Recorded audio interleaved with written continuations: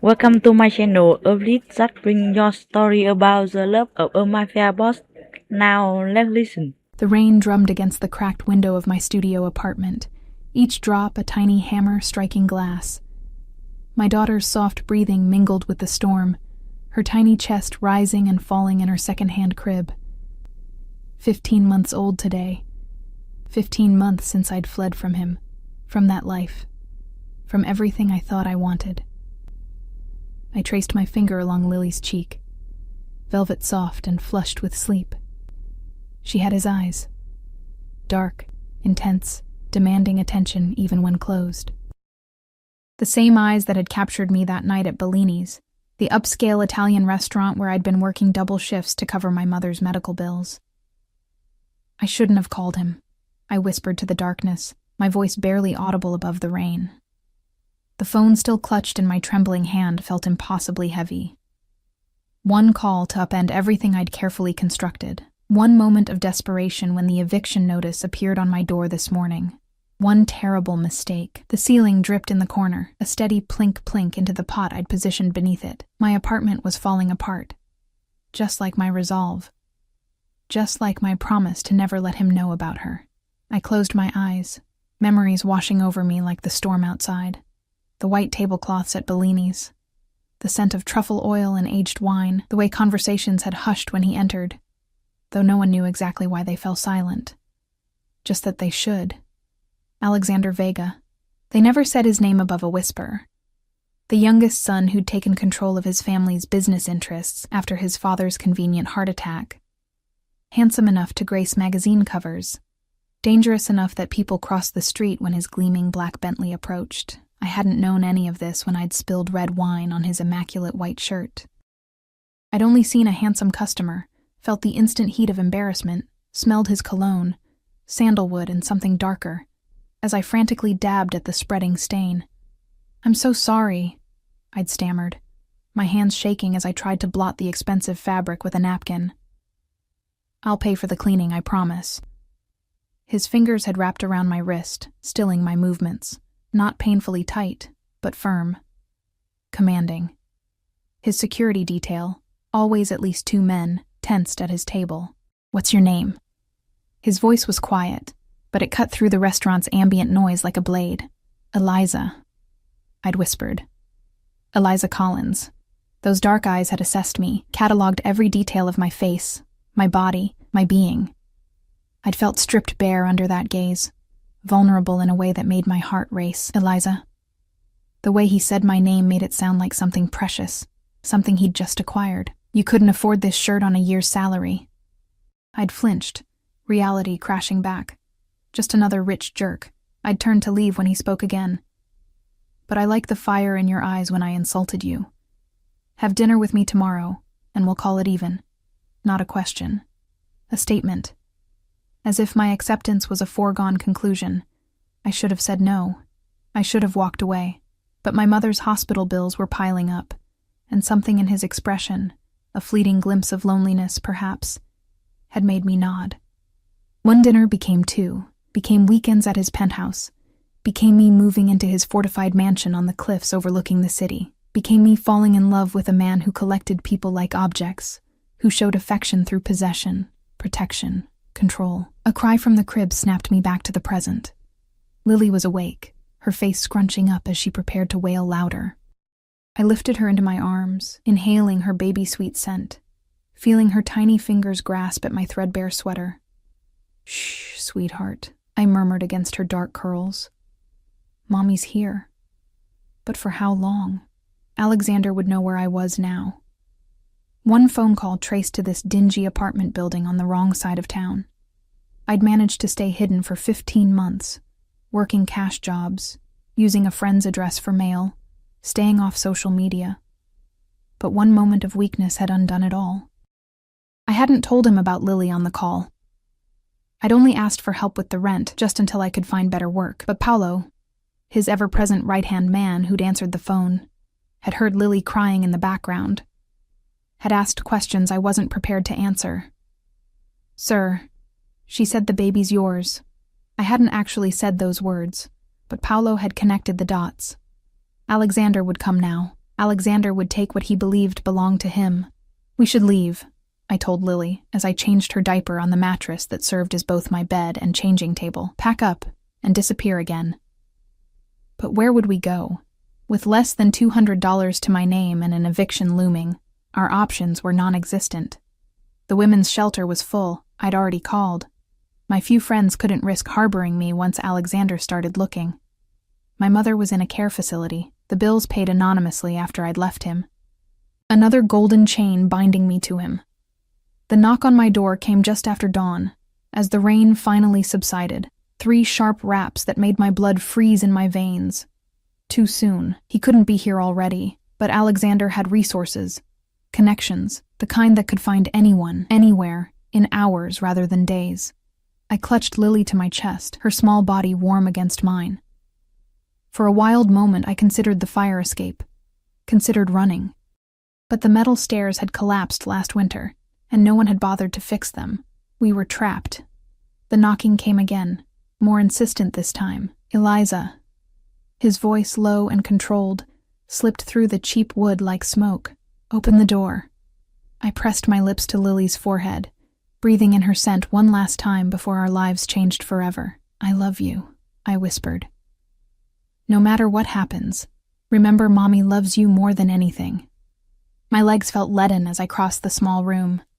My hand shook as I unlatched the 3 locks, flimsy protection that would have taken his men seconds to breach if he'd chosen force instead of this illusion of choice.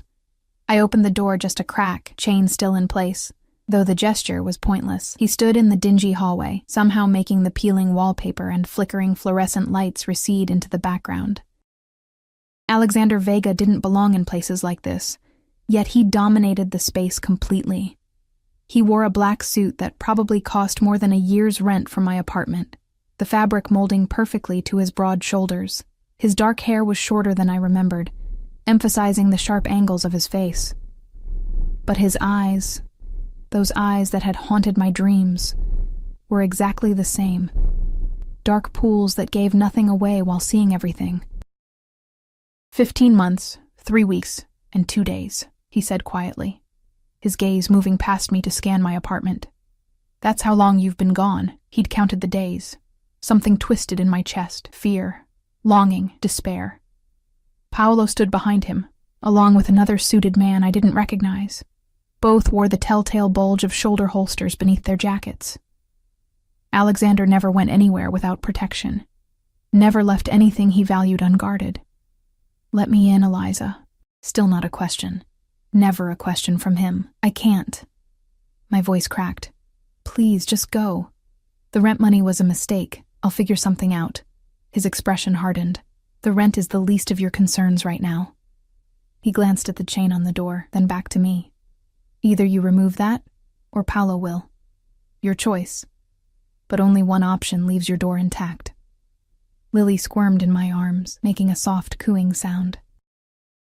Alexander's focus instantly shifted, his entire body tensing as he caught sight of the small bundle against my chest. The air between us charged with dangerous electricity. Is that... He didn't finish the sentence, but his knuckles whitened as his hands clenched at his sides. With trembling fingers, I unhooked the chain and stepped back. 15 months of running ended with that small surrender. He entered like he owned the space, like he owned me, his presence immediately making my apartment seem smaller, shabbier, more desperate. His security remained in the hallway, Paolo pulling the door closed behind his boss. The click of the latch sounded like a prison door sealing shut. Alexander stood motionless, staring at Lily. His face, usually so controlled, displayed a ripple of emotions I couldn't fully track. Shock, rage, wonder, possession. How old? He finally asked, his voice deceptively soft. 15 months. No point in lying. His jaw tightened. You were pregnant when you left. I didn't know for sure until 2 weeks later. And you didn't think I deserved to be informed? The dangerous edge in his voice made me instinctively step back. You would have locked me in that gilded cage of yours forever. The words rushed out before I could stop them. You never would have let either of us go. A muscle jumped in his cheek. She's mine. Again, not a question. She's a person, not a possession, I said, summoning courage I didn't know I had. And yes, biologically she's yours. But you don't know her.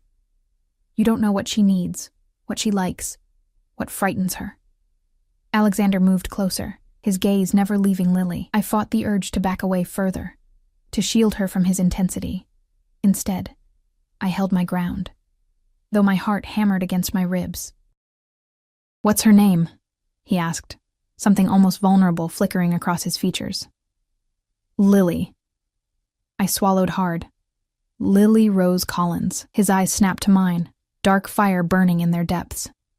"Vega," he corrected. "Her name is Lily Rose Vega."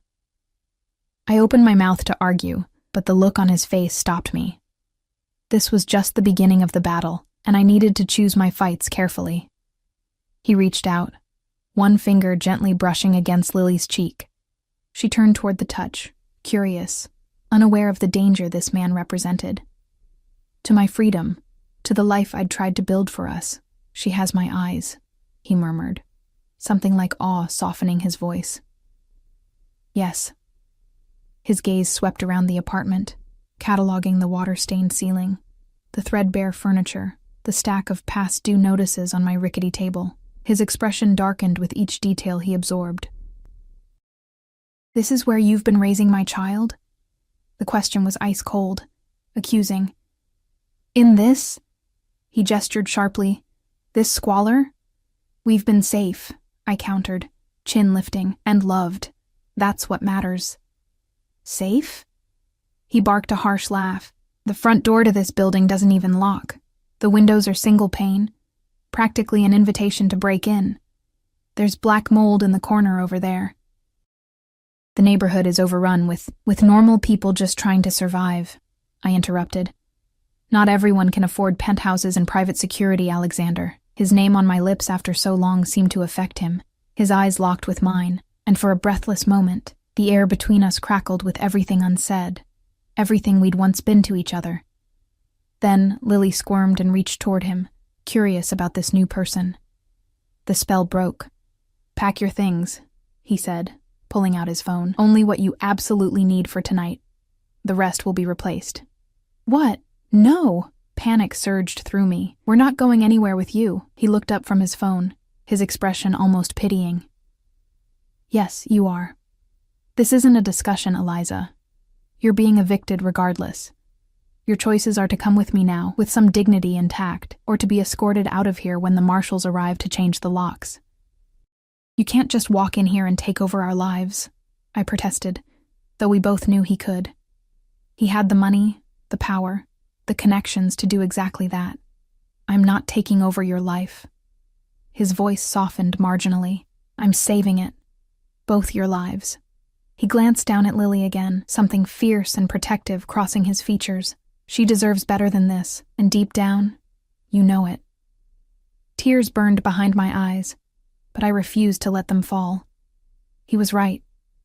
Lily deserved better than a moldy apartment, second-hand clothes, and a mother who worked 3 jobs and still couldn't make ends meet. But what would it cost us, cost me, to accept his help?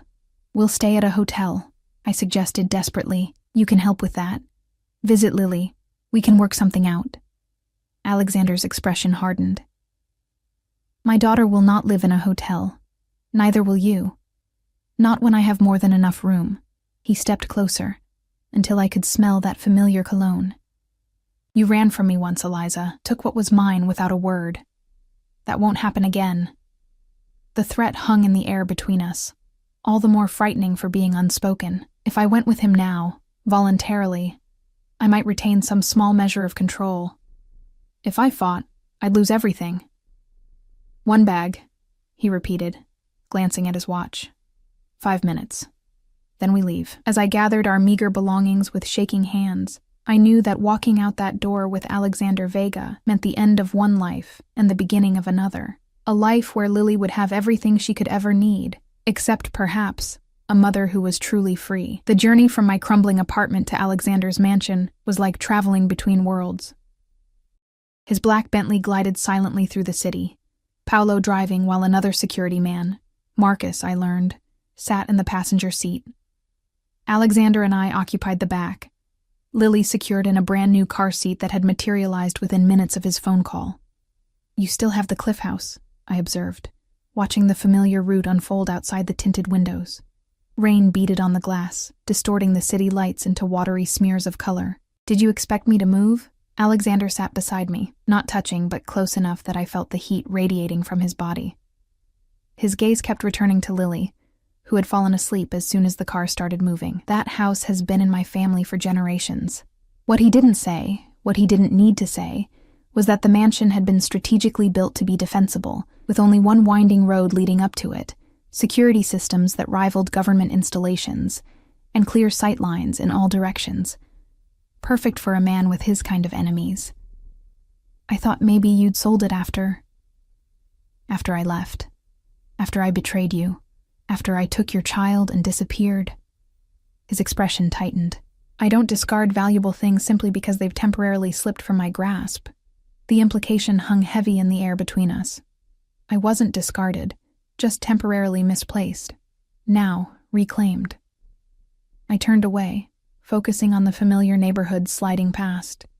We were leaving behind the struggling areas where I'd made my home, climbing into the hills where houses grew larger and farther apart, where gates and security systems became more prominent.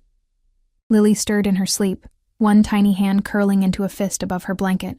"She looks like you," Alexander said quietly, breaking the silence that had stretched between us. "Around the eyes, she's mine. But her smile, the shape of her face, that's you." Something warm and dangerous flickered in my chest. "She's stubborn," I replied, unable to keep a hint of pride from my voice. "Knows what she wants and won't settle for less." A ghost of a smile touched his lips. "That sounds familiar. She doesn't like strawberries but loves blueberries. She sleeps with a stuffed elephant named Bo. She's afraid of the vacuum cleaner but fascinated by thunderstorms." The words tumbled out, important fragments of our daughter's life that he had missed, that I had kept from him. Guilt twisted through me, sharp and unexpected. Whatever Alexander was, whatever he had done, Lily was his daughter. Had I been wrong to keep them apart? "She started walking at 10 months, I continued softly. "Early," the doctor said. "She has 4 teeth and another coming in. My voice caught. "She says mama and up and no. No is her favorite word." Alexander listened, absorbing each detail with the same intensity he brought to every aspect of his life. His hand rested on the seat between us, fingers tense as if he wanted to reach out but was holding himself back. "I've missed so much," he said finally, his voice hardening. "Time I can never get back. I'm sorry." The apology slipped out before I could stop it, surprising us both. His eyes locked with mine, searching. "Are you?" Before I could answer, the car began climbing the final stretch of road leading to his mansion. Massive wrought iron gates swung open as we approached, cameras tracking our movement. The grounds were as immaculate as I remembered.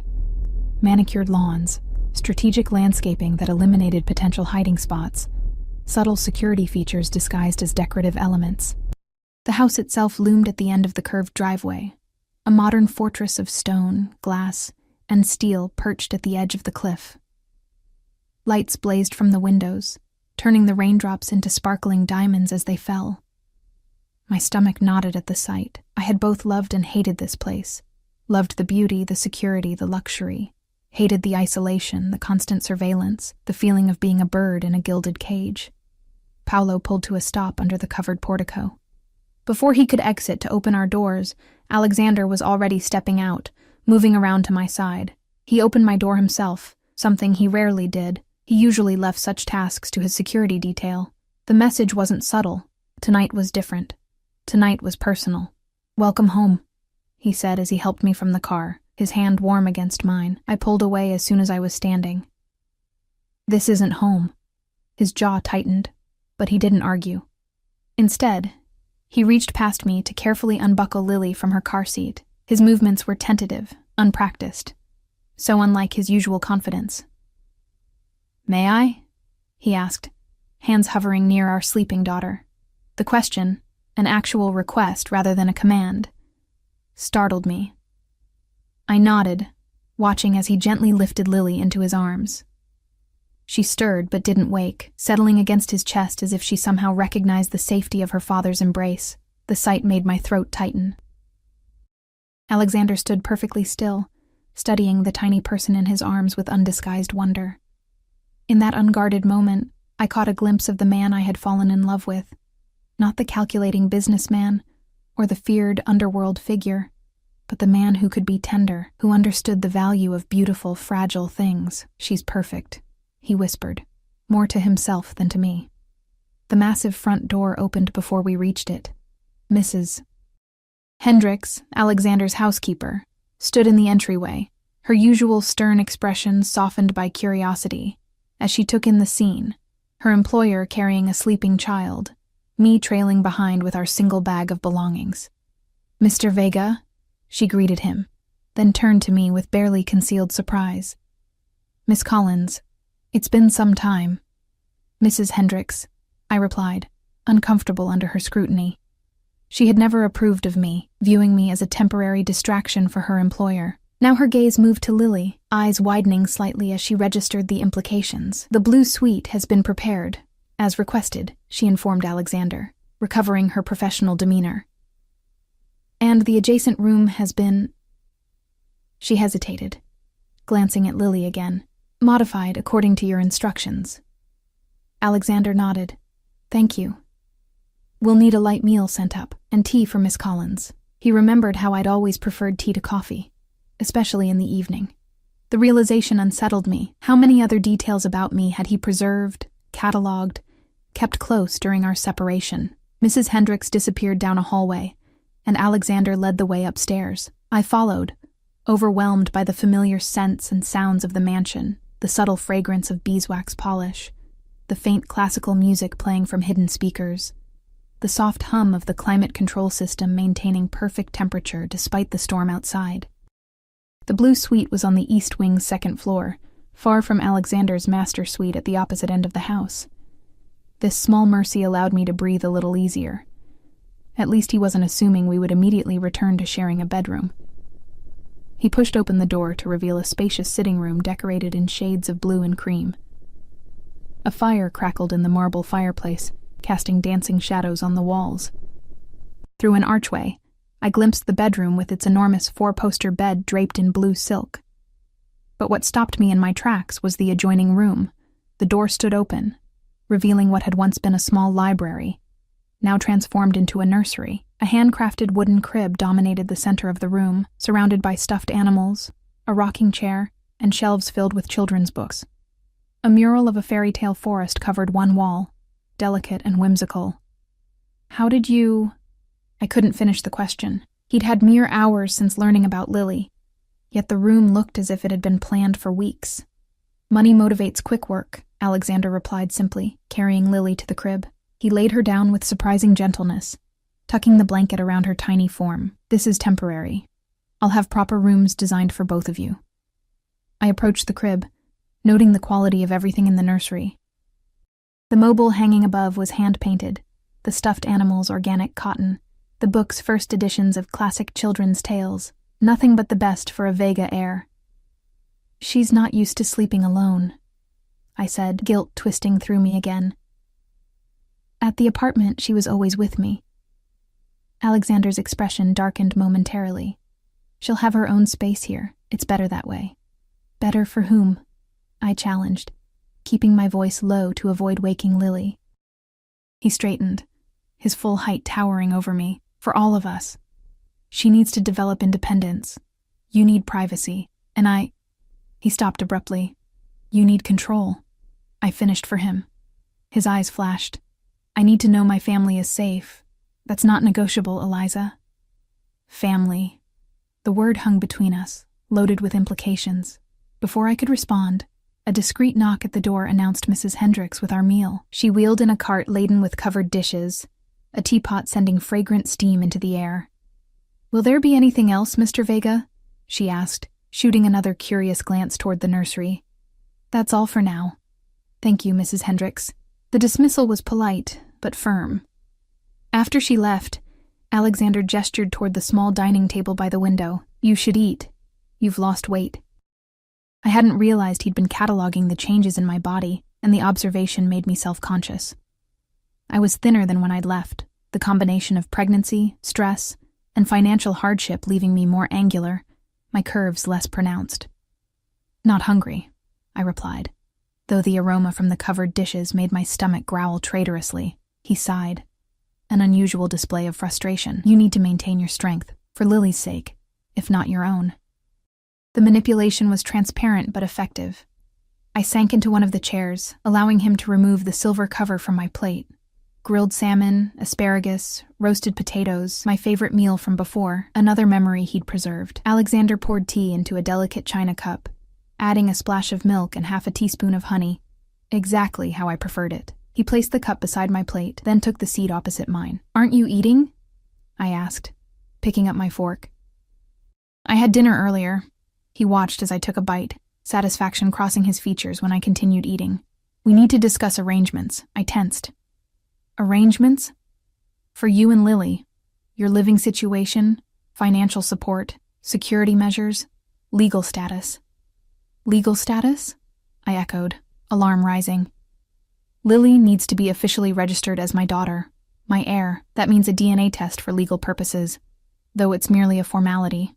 I know she's mine.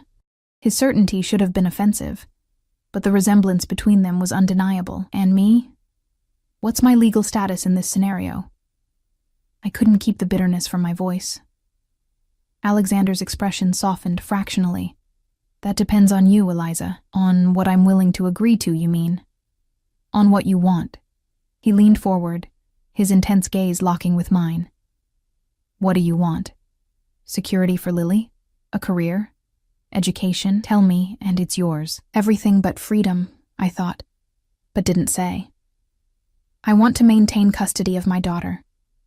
Our daughter, he corrected automatically, and that was never in question. I'm not trying to take her from you, Eliza. I'm trying to provide for you both, as long as we stay here, under your roof, under your control. He didn't deny it. I've spent 15 months not knowing where you were, if you were safe, if you were even alive. In all that time, my child was growing, learning, developing without me. His voice remained even, but his eyes betrayed the depth of his anger, his hurt. So, yes, I want you here, where I can protect you, where I can be a father to Lily, where I can ensure neither of you ever lacks for anything again. The conviction in his voice stirred something in me.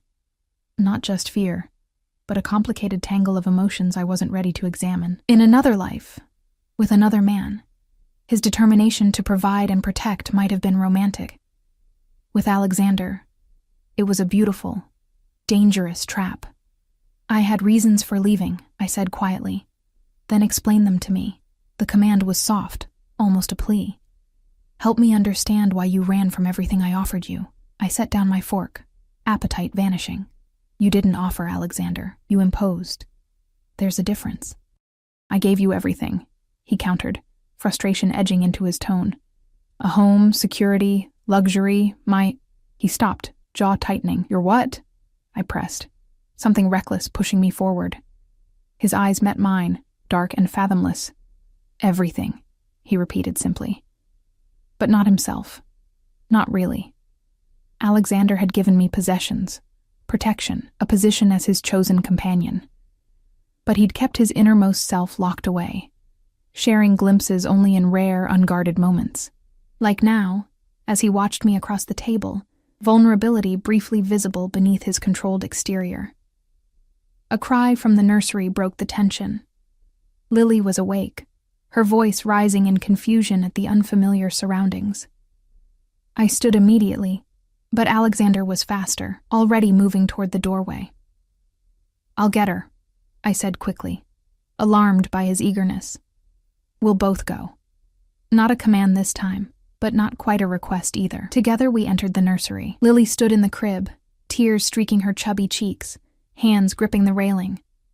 She spotted me and reached out, crying, "Mama," with desperate need. I lifted her, murmuring soothing words against her hair. She clung to me, hiccuping sobs gradually subsiding as I rocked her.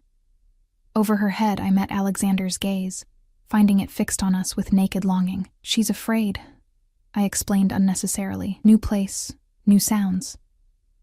He nodded, then tentatively reached out to stroke Lily's back. She turned at the touch, regarding him with wet, curious eyes. His eyes, studying him with the same intensity he studied her. "Hello, Lily," he said softly, his voice gentler than I'd ever heard it. "I'm your father." She blinked at him, then reached out one small hand toward his face.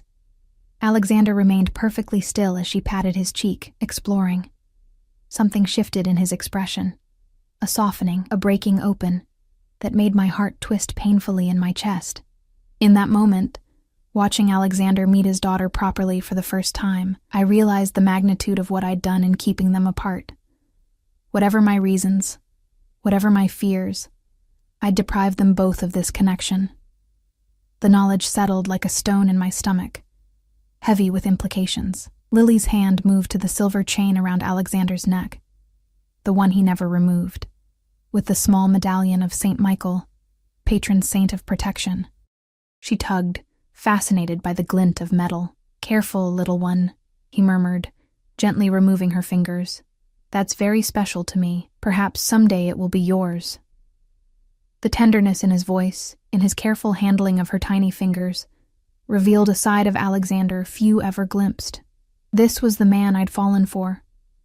The one who existed beneath the power, the control, the dangerous reputation. The man who could love fiercely, protect relentlessly. The man who could become even more dangerous with something so precious to protect.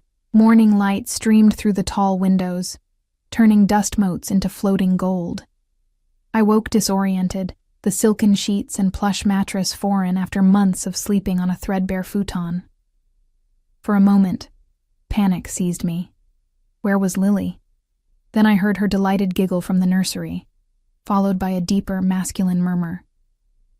"Alexander." I slipped from bed, pulling on the robe someone had laid out for me. Silk, in a shade of blue that matched my eyes. My feet were silent on the thick carpet as I approached the nursery doorway, pausing just outside to observe unseen. Alexander sat cross-legged on the floor, his usual impeccable suit replaced by dark jeans and a simple black sweater. The transformation was striking, less the untouchable crime lord, more the young father he was about to become in Lily's life. She sat opposite him, chubby legs splayed, completely absorbed in the wooden blocks they were stacking together. "That's it," he encouraged as she placed another block precariously atop their tower. "Careful now." His voice held none of the sharp command he used with his employees, none of the calculated charm he employed in business dealings. This voice was genuine, gentle, reserved for his daughter alone. The tower wobbled, then collapsed. Lily's face scrunched up in disappointment. But before tears could form, Alexander laughed. A real laugh, warm and unrestrained. "That's how we learn, little one," he told her, gathering the blocks again. "We build. It falls. We build again, stronger next time." Something in his words, in the tenderness of his expression, made my throat tighten. This was Alexander, stripped of pretense, of calculation. This was the man I'd glimpsed in rare, unguarded moments during our time together. The man I'd begun to love before fear drove me away. I must have made some small sound, because he looked up, dark eyes finding mine immediately. The vulnerability in his expression vanished, replaced by his usual careful control, though not completely. "Good morning," he said, rising smoothly to his feet. "We've been letting you sleep." Lily spotted me and crawled over with surprising speed, arms raised in her universal signal to be picked up. "Mama!" I lifted her, breathing in her baby scent, now mingled with the subtle fragrance of what was clearly an expensive baby shampoo. "You've bathed her," I observed, noting her clean curls and the fresh clothes she wore. A beautiful pale yellow dress I'd never seen before, with matching socks. "She had breakfast first," Alexander replied, as if anticipating criticism. "Blueberry pancakes. Mrs. Hendricks made them specially when I mentioned her preference." The thought of Alexander discussing our daughter's favorite foods with his housekeeper was oddly domestic, discordant with everything I knew about him. He moved closer, reaching out to straighten the little bow on Lily's dress. "I hope you don't mind the new clothes," he said, voice carefully neutral. "I had some things delivered last night." Her others were... He trailed off, but I knew what he wasn't saying. Her others were secondhand, worn, unworthy of a Vega. They were clean and comfortable, I said, unable to keep defensiveness from my tone. That's what matters to a baby, of course. He stepped back, hands sliding into his pockets. But there's no harm in having both quality and comfort. I couldn't argue with that, especially when Lily looked so content. She wriggled in my arms, reaching toward the blocks again. She's been building for nearly an hour, Alexander told me, pride evident in his voice. She's remarkably focused for her age. She always has been, I agreed, setting her down near the blocks. Even as a tiny baby, she'd stare at things forever, like she was trying to understand how they worked. Like her father, he said quietly. Our eyes met over Lily's head, acknowledgement passing between us. Yes, she had inherited more than just his eyes. She had his intensity, his determination, his fierce concentration. What else of him lived in her? What parts of his nature would emerge as she grew? The thought was both fascinating and terrifying. There are clothes for you as well, Alexander said, breaking the moment. In the closet, and toiletries in the bathroom. If anything doesn't fit or isn't to your taste, Mrs. Hendricks can arrange alternatives. The casual mention of new wardrobes and endless alternatives reminded me sharply of the disparity in our situations. Alexander could summon designer clothes overnight with a phone call. I had been debating whether to pay the electric bill or buy new shoes for Lily's growing feet. Thank you, I said stiffly, but I don't need new clothes. His eyes flicked over my body, taking in the worn t-shirt and leggings I'd slept in. As you wish. But they're there if you change your mind. Lily abandoned her blocks and crawled to Alexander, tugging at his pant leg. Without hesitation, he lifted her into his arms, and she immediately reached for the chain around his neck again. This time, he let her hold the medallion, watching her examine it with a softness in his eyes that made my heart twist. She likes shiny things, I said, to fill the silence. She has good taste. The corner of his mouth lifted in a half-smile. This was my grandfather's. He gave it to me when I was 10, told me St. Michael would protect me from my enemies. Has he? I asked, before I could stop myself. Alexander's eyes met mine, suddenly intense. So far, but I've learned not to rely solely on saints for protection. The implied threat in his words, not directed at me, but at anyone who might threaten what was his, sent a shiver down my spine. I was reminded forcefully of who he was, what he did, the blood on his hands. Lily patted his cheek, oblivious to the darkness of her father's world, drawing his attention back to her. The transformation was immediate, his expression softening, the danger receding behind genuine affection.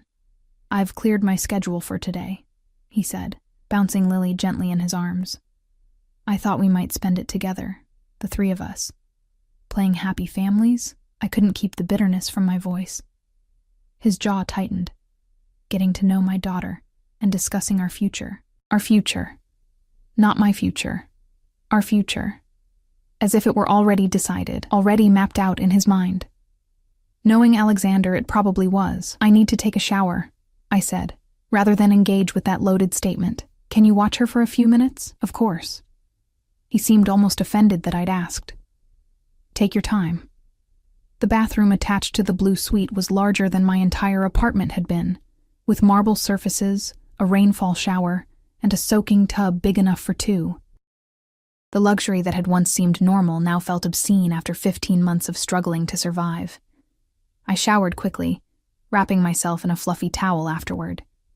Despite my resistance, curiosity drew me to the closet. I opened it to find rows of clothing in my size. Dresses, jeans, blouses, even lingerie still in designer packaging, all in the colors and styles I'd favored before leaving. Alexander had remembered everything. The thoughtfulness of it, or the obsessiveness, depending on how you looked at it, was unsettling. Had he always expected me to return? Or had he maintained this collection like a shrine to what he'd lost? I chose jeans and a simple blouse, ignoring the designer labels.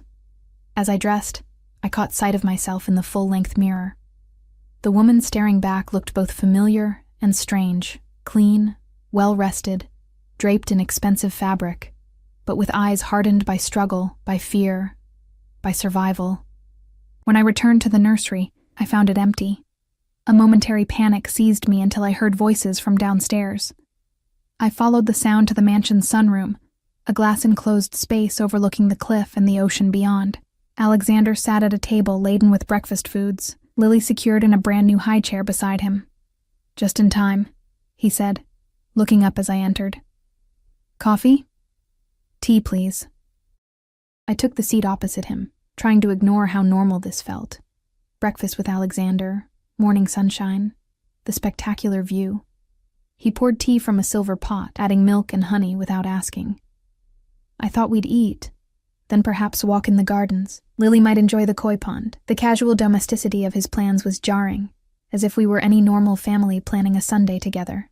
But the security detail visible through the windows, patrolling the grounds with subtle vigilance, served as a stark reminder of our reality. "Alexander," I began, setting down my cup. "We need to be clear about something. This arrangement, me being here with Lily, it's temporary, until I can find another place, get back on my feet." His expression hardened fractionally. "Is that what you want? To go back to struggling alone? To deprive Lily of stability? Of her birthright? Her birthright comes with strings attached. Dangerous strings. I can protect her, better than anyone." His certainty was absolute, better than you could alone. The truth of his words stung. At what cost? There doesn't have to be a cost, Eliza. He leaned forward, dark eyes intent on mine. "Not for you and Lily. Stay. Let me provide for you both. Let me be her father. While living under your control," I added softly. "Under my protection," he corrected. "There's a difference." "Is there?" When I left before, I stopped, aware of Lily watching us with curious eyes, absorbing our tones if not our words. Alexander's expression softened as he followed my gaze to our daughter. "Perhaps this conversation should continue later," he agreed. "For now, let's give Lily what she deserves, both her parents together, without tension between them." He was right, though it pained me to admit it. Lily deserved a peaceful day, free from the complications of her parents' relationship. I nodded my agreement, turning my attention to the breakfast spread. We spent the morning in the gardens, Alexander carrying Lily from one wonder to another. The koi pond where orange and white fish swirled in crystalline water, the rose garden with blooms as big as Lily's fist, the small orchard of apple and pear trees. Security men maintained a discreet distance, visible at the periphery of my vision, but never intruding on our strange family tableau. Alexander was different outdoors, more relaxed, less guarded. He pointed out butterflies to Lily, named birds for her, let her touch the rough bark of ancient trees. He seemed determined to give her the entire world, one sensory experience at a time. "She's fascinated by nature," he observed as Lily reached for a fallen maple leaf, turning it over in her tiny fingers. "She loves the park," I said, memories washing over me. "Near our apartment, there's a small playground. I'd take her every morning, let her watch the birds and feel the grass. It was the highlight of her day." Alexander was quiet for a moment. "This property has 18 acres, room for as many playgrounds as she could want, room to run, to explore, room to grow up safe." The offer hung in the air between us, not just of material comforts, but of space, freedom, nature, all within his protected domain. A beautiful cage with the door left tantalizingly ajar. "She'd miss her friends," I said, though it was a weak argument. At 15 months, Lily had no real friends, just other children she occasionally encountered at the park. "She'll make new ones, better ones." His gaze was steady, unapologetic. "Children of families I trust, who understand discretion." "Children of your business associates, you mean?" I couldn't keep the edge from my voice. "Children of people who won't be a threat to her." His tone hardened. "You understand so little of my world, Eliza, yet you judge it harshly. Everything I do, every decision I make, every line I cross, is for protection, for security, for power," I countered. "Power is security." He shifted Lily in his arms as she grew restless. "Without it, we're vulnerable. I learned that lesson early. I won't let Lily learn it the same way. Before I could respond, Lily reached up to pat his face, perhaps sensing the tension in his voice. The gesture instantly softened his expression, the darkness receding as he smiled down at her. "Pa," she said clearly, stunning us both. "Pa." The word hung in the air between us, small but monumental. Lily repeated it, patting Alexander's face with greater insistence. "Pa!" I froze, watching emotions cascade across Alexander's normally controlled features. Surprise, wonder, fierce joy. He held Lily closer, his eyes suspiciously bright as he looked from her to me. "Is that—" He couldn't seem to finish the question. Her first time saying it, I confirmed softly. "She knows Mama, and a few other words, but never Papa or anything like it until now." Something shifted in Alexander's expression. A softening, a breaking open I'd rarely witnessed. He pressed his lips to Lily's forehead, eyes closing briefly. When he looked at me again, the naked vulnerability in his gaze made my heart twist painfully. "Thank you," he said simply. I didn't ask what he was thanking me for. For Lily? For not denying him this moment? For the 15 months I'd spent raising his daughter alone? Or for finally bringing her back to him? It didn't matter. The gratitude in his voice was genuine, stripping away the layers of power and control that usually defined him. In that moment, he wasn't Alexander Vega, feared leader of a criminal empire. He was just a father, hearing his child call for him for the first time. "She's smart," I said, to fill the charged silence. "Picks up words quickly, like her mother." His voice was gentle, almost reverent. "You always had a way with words." The first time we spoke, when you apologized for spilling wine on me, you were terrified, but eloquent. The memory washed over me, the crowded restaurant, my shaking hands, his dark, assessing gaze. "I thought you were going to have me fired." His mouth quirked. "I considered it, for about 3 seconds. Then I looked into your eyes and saw something."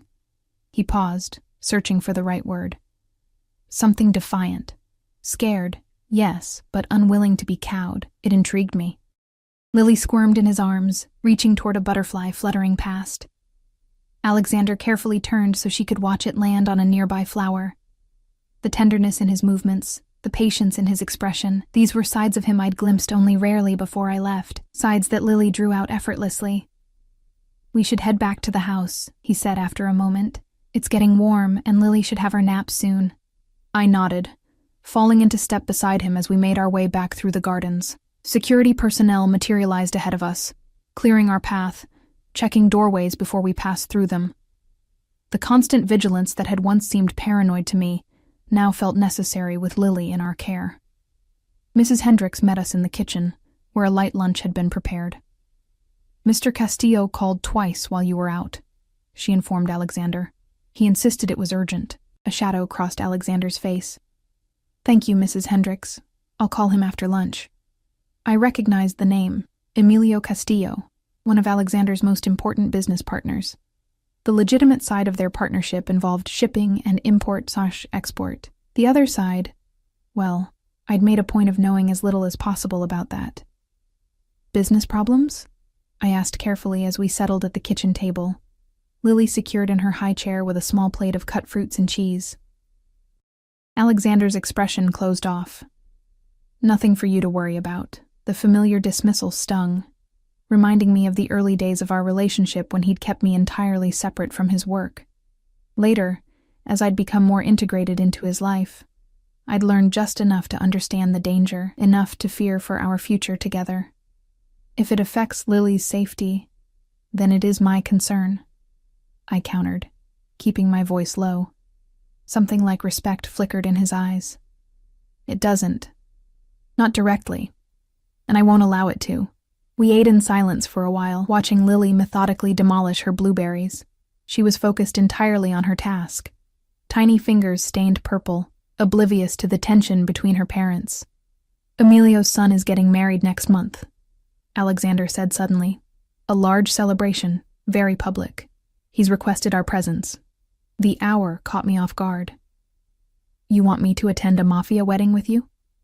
His expression hardened at my bluntness. I want you to accompany me to an important social event, one where my closest associates will be present, where they will meet my daughter for the first time. The implications were clear. This would be Lily's introduction to Alexander's world, her official recognition as his heir. My stomach tightened at the thought. That's a significant step, I said carefully. It's necessary. His tone brooked no argument. The longer we delay her introduction, the more questions will arise. Questions lead to curiosity. Curiosity leads to investigation. I won't have unknown entities taking an interest in my daughter. Put that way, it made a chilling kind of sense. In Alexander's world, anonymity wasn't an option for those closest to him. Better to be known, protected, placed firmly under his shield than to exist in dangerous obscurity. And if I refuse? I asked, though I suspected I knew the answer. His eyes met mine, steady and unflinching. I would attend alone with Lily. I'd prefer we present a united front, but it's not essential. The casual assertion that he would take our daughter without me sent ice through my veins. You can't just... I can, Eliza. His voice was soft, but implacable. I hope I won't have to, but legally, without established custody arrangements, I have as much right to take her places as you do. Fear and anger surged through me in equal measure. Is that a threat? It's reality. He reached across the table, his hand covering mine. I don't want to fight you on this. I want us to work together, for Lily's sake. His touch was warm, familiar in ways that made my heart beat faster despite my anger. I pulled my hand away. You say that, but you're already making decisions without me. Already using Lily to ensure my compliance. Something like hurt flashed across his features before his expression closed again. That's not my intention, isn't it? I challenged. You've given me beautiful rooms, new clothes, access to luxury again, but the moment I disagree with your plans for our daughter, you remind me that you could take her if you wanted to. I would never take her from you, he said, his voice dropping lower. Never permanently. You're her mother. She needs you. The qualification, never permanently, hung in the air between us, a reminder that temporary separation remained a possible consequence of defiance. Before I could respond, Lily yawned widely, her eyelids growing heavy as the excitement of the morning and a full belly caught up with her. Alexander noticed immediately. She needs her nap, he said, rising to lift her from the high chair. I'll take her up. I can do it, I protested. Let me. Not a command this time, but something close to a plea. I've missed 15 months of putting her to bed, of watching her sleep, of being there when she wakes. Let me have this, Eliza. Put that way, I couldn't refuse. I nodded, watching as he tenderly cleaned Lily's sticky hands and face before lifting her into his arms. She went willingly, already half asleep, her small head resting trustingly against his shoulder. I'll be back once she's settled, he promised. We can continue our discussion then. As he left with our daughter, I remained at the table, tangled emotions coursing through me. Part of me, the part that remembered loving him, that recognized the father he was trying to be, wanted to yield, to accept the security he offered, to give Lily the stability of two parents who worked together. But another part, the part that remembered the fear, the control, the danger, resisted fiercely. Alexander's world was violent, unpredictable despite his efforts to control it. Enemies lurked everywhere, vendettas simmered beneath polite business dealings. Was that the legacy I wanted for Lily?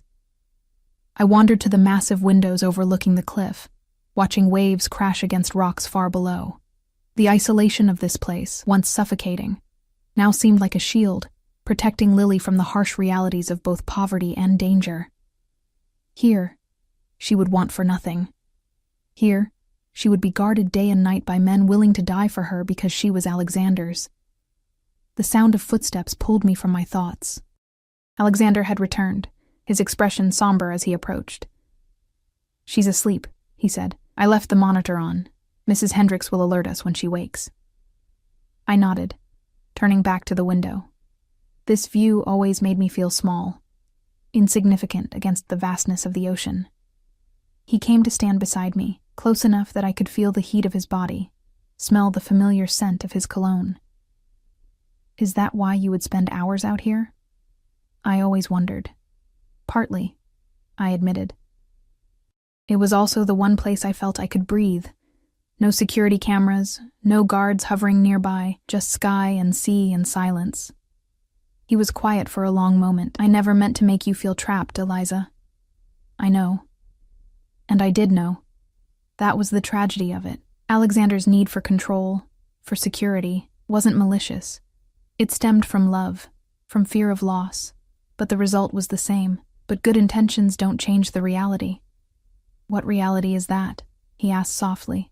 I turned to face him fully. That loving you comes at the cost of freedom. That being with you means accepting your world, your rules, your enemies as our own. Something vulnerable flickered in his dark eyes. Is that really so different from any relationship? Don't all partnerships require compromise, acceptance of the other's world? Most partnerships don't include armed guards and rival families who might want to kidnap your child for leverage, I pointed out. No, he conceded. But most don't include the level of protection, provision, and privilege I can offer either. Is that what you think I left over? Wanting more luxury?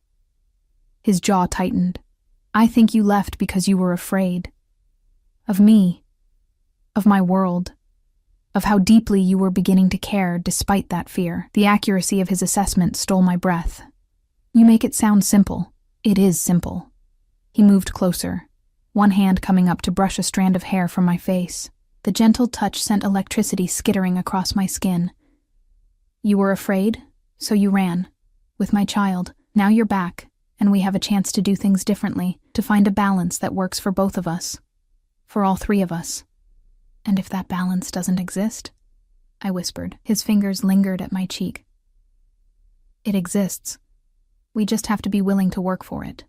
Together. The warmth of his touch, the intensity of his gaze, the sincerity in his voice, all combined to create a gravity I found hard to resist.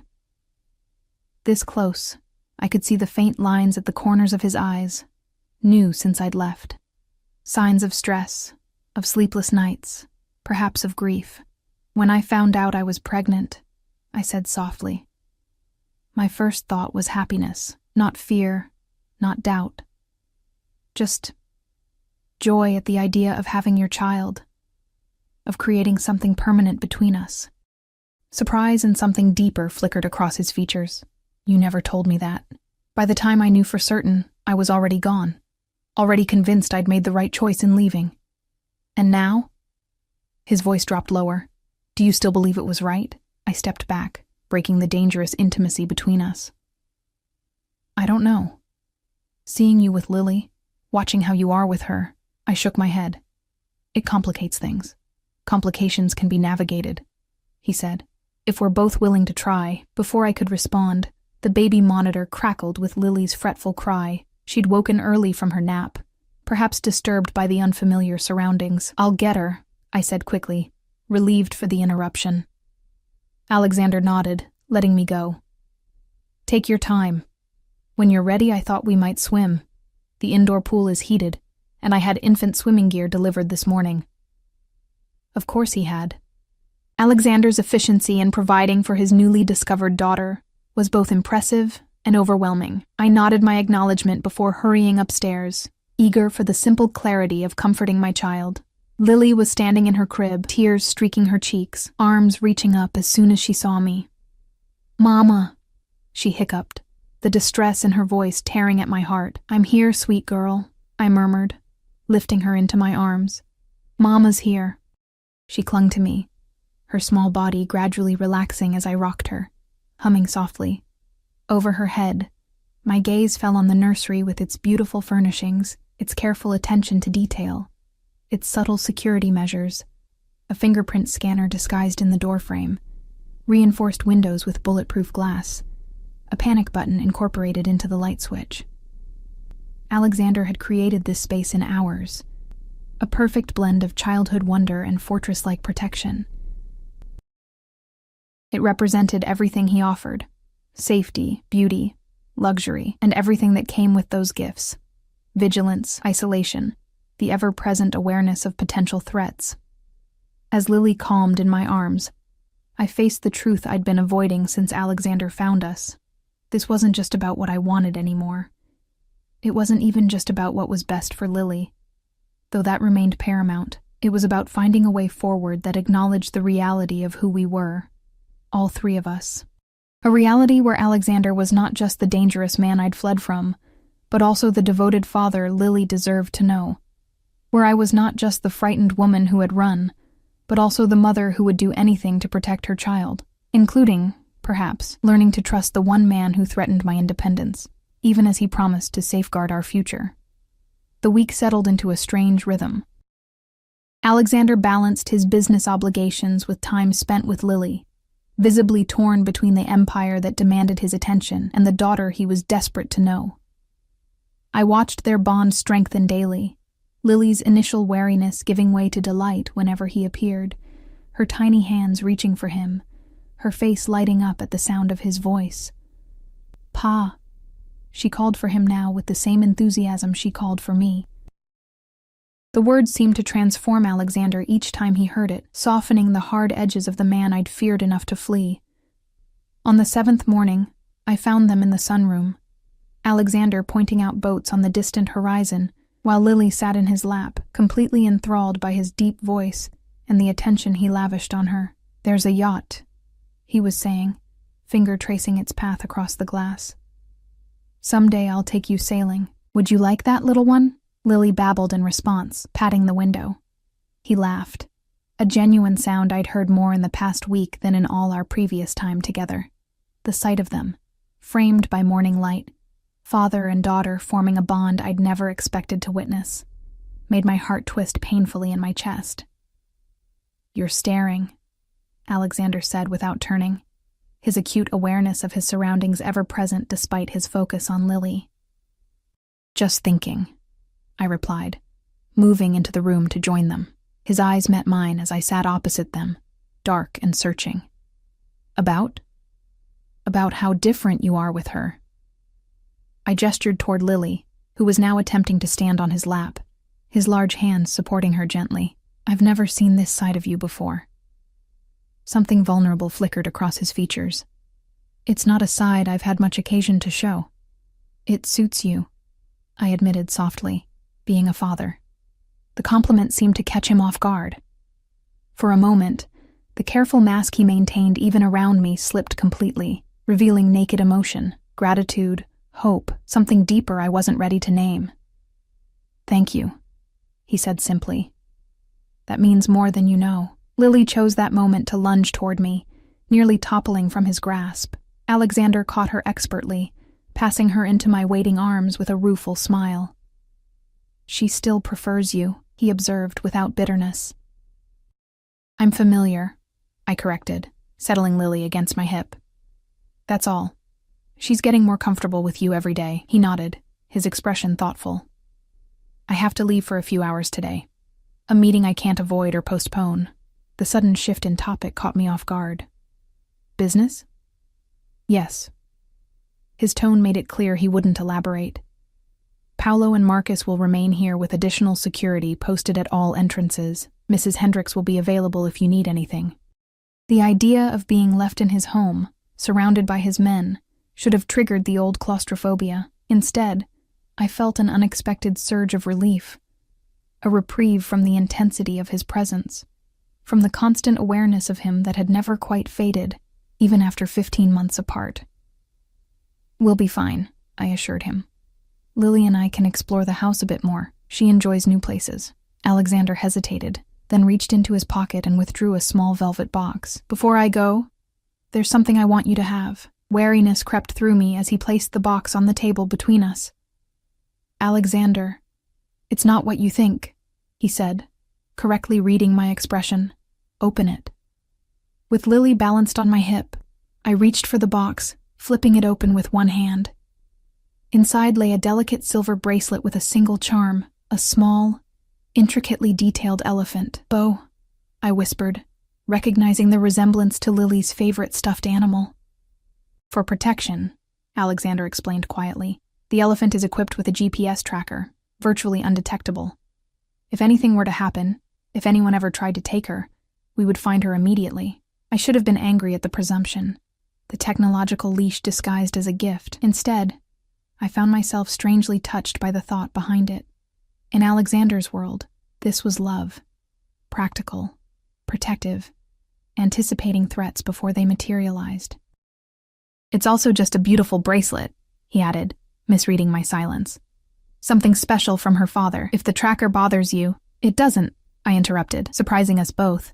"Not for Lily. Not when it could keep her safe."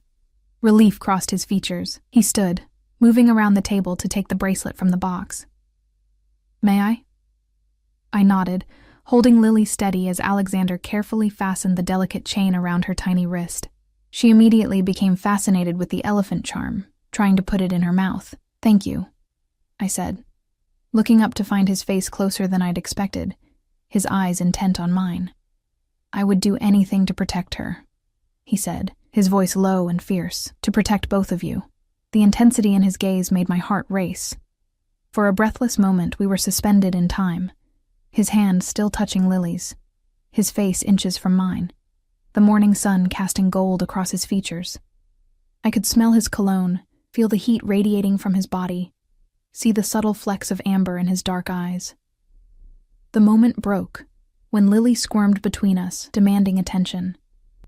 Alexander straightened, composure returning like a physical shield. "I'll be back by dinner," he said, brushing a gentle kiss against Lily's forehead before heading toward the door. At the threshold, he paused, glancing back at us. "Be safe."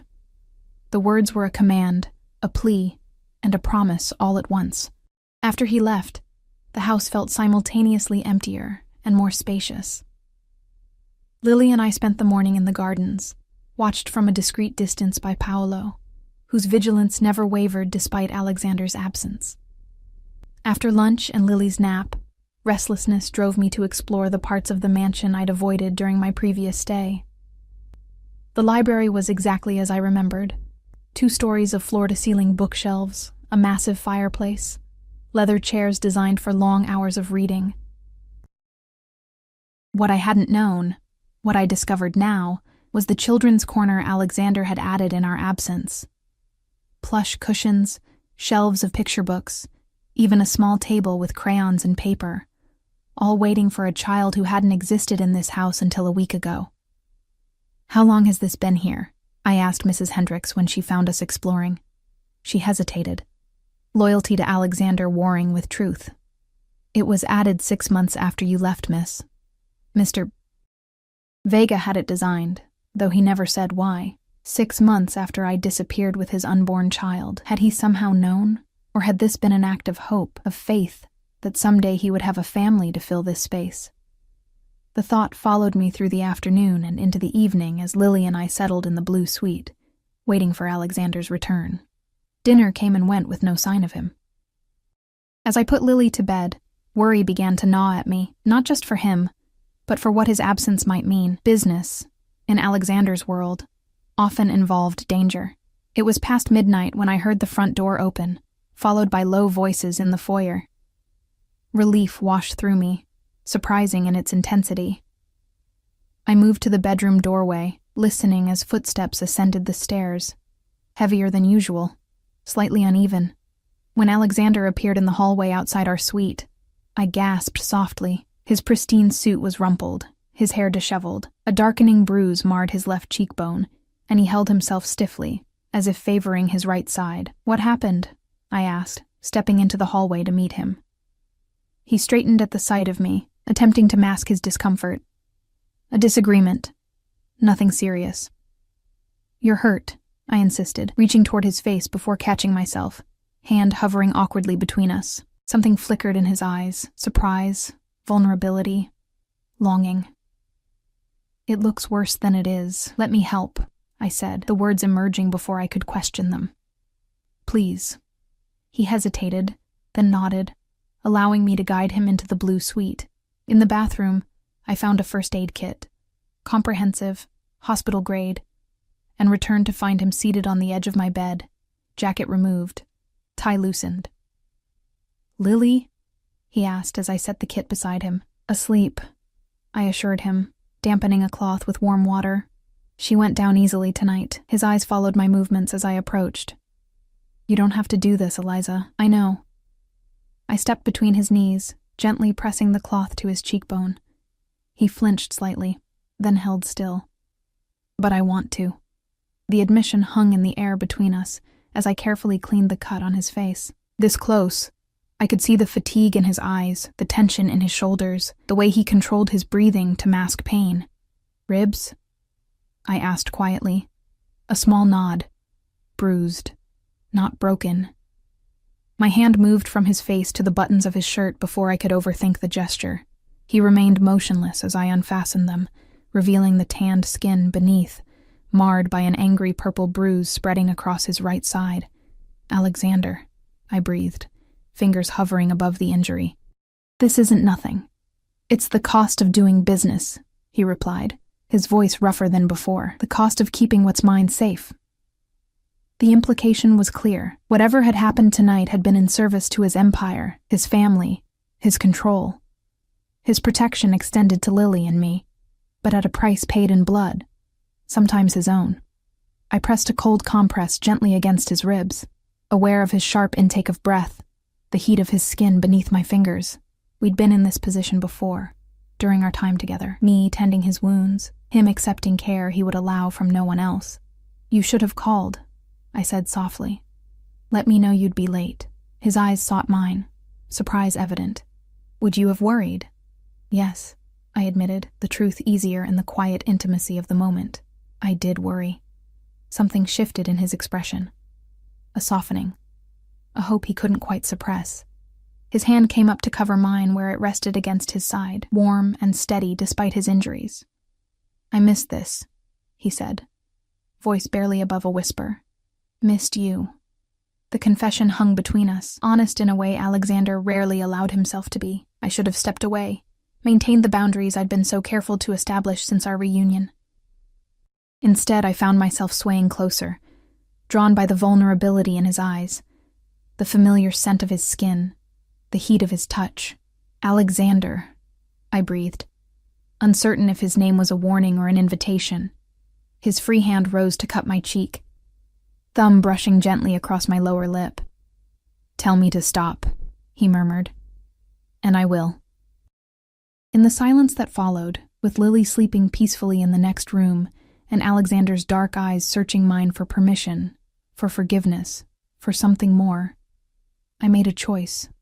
Not just about this moment, but about our future, about the possibility that fear and love could coexist, that protection didn't have to mean captivity, that we might find a balance between his world and mine. I closed the distance between us.